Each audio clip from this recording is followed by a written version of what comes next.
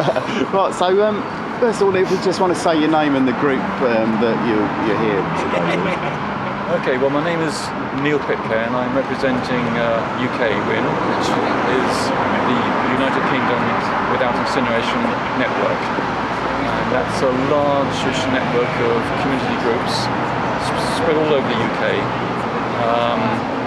mainly composed of people who suddenly find that they're going to be faced with a waste company building an incinerator in their vicinity in the near future, and they panic and they wonder what's going to happen and how they can get help. So we're there to help them.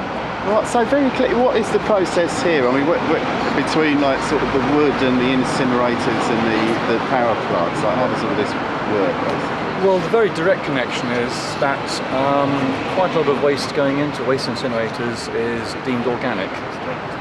In other words, it can be wood. It can be wood. It's more likely to be waste wood and cardboard and a certain amount of green waste.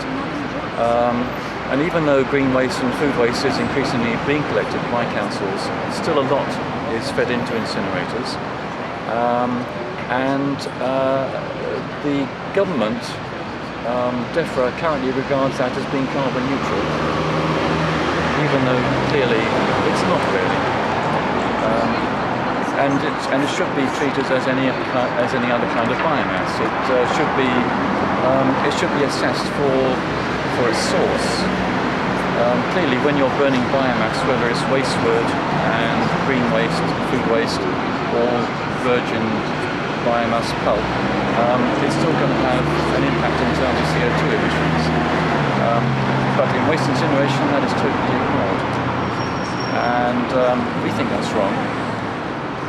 Burning green waste or burning biomass, there's no value in that as such, because the amount of energy that you get out of it is paltry, really. The only